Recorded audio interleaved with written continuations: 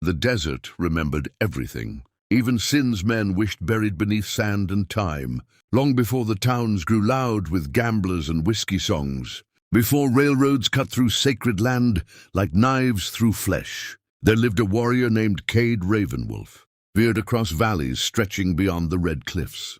He was not cruel by nature, but war had hardened him into something colder than steel. Battles had taken his brothers, betrayal had taken his faith, and victory had taken his mercy. People said Cade no longer believed in spirits. That was his first mistake. The night began beneath a bleeding sunset. Smoke rose from distant camps, and the wind carried whispers that made horses restless. Cade rode alone after weeks of fighting, his armor dusty, his eyes hollow. He had won another war, but every victory felt heavier than the last. Near an abandoned river crossing, he saw her, a woman standing alone, barefoot, motionless. She wore a faded tribal skirt that brushed the sand, her dark hair falling like shadow across her face. She looked neither afraid nor welcoming, only tired, as if she had waited centuries for someone to arrive. Cade slowed his horse. Travelers didn't stand alone in these lands unless they were desperate or dangerous. "You'll die out here," he said. She didn't move. When she finally spoke, her voice carried sorrow deeper than age. "I have already died once." Something in her words unsettled him. Warriors sensed danger through instinct, yet this felt different. Not threat, but warning. He dismounted. Up close, he noticed her trembling hands. Dust covered her feet as though she had walked endlessly. Yet her eyes, when they lifted toward him, held an unbearable weight. "Take me to your fire," she asked quietly. "Just for tonight."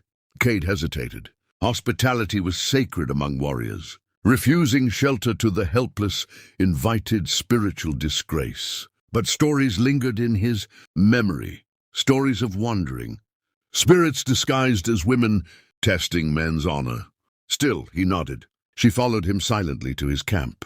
The fire crackled as night swallowed the desert. Stars appeared one by one like watching eyes. Cade offered water and bread. She accepted gently, whispering gratitude as though each kindness surprised her. For a long time, neither spoke. Then she said something strange. "If I sleep, promise me one thing." Cade looked up. "Do not lift my skirt." The words hung heavy in the air. He frowned. "Why would I?" Her gaze hardened, filled with sudden fear. "Because men always do." Silence followed. Cade felt insulted. He was a warrior, not a scavenger. Honor mattered to him more than desire. He gave a short nod. "You have my word." She studied him carefully, searching his face for weakness. Then she lay near the fire, curling into herself like someone guarding a secret too painful to reveal. The wind grew colder. Hours passed. Cade tried to sleep, but couldn't. Something about her presence disturbed the balance of the night.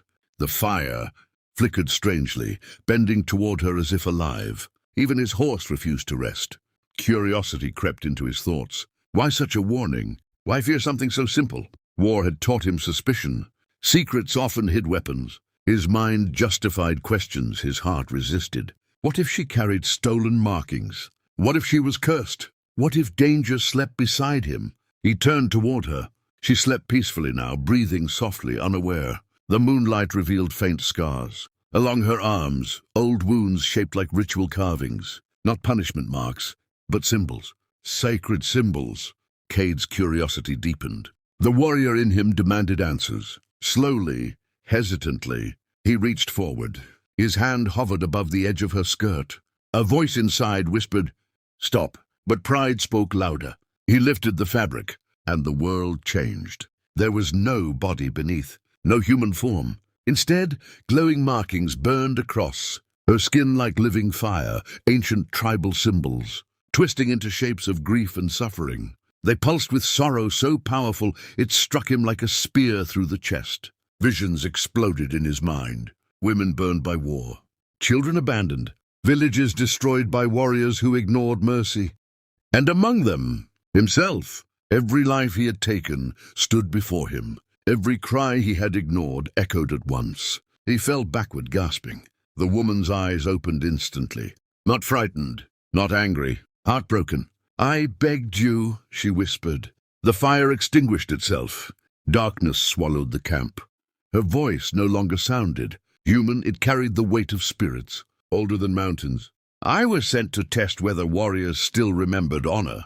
Cade trembled. What are you? I am the memory of those forgotten.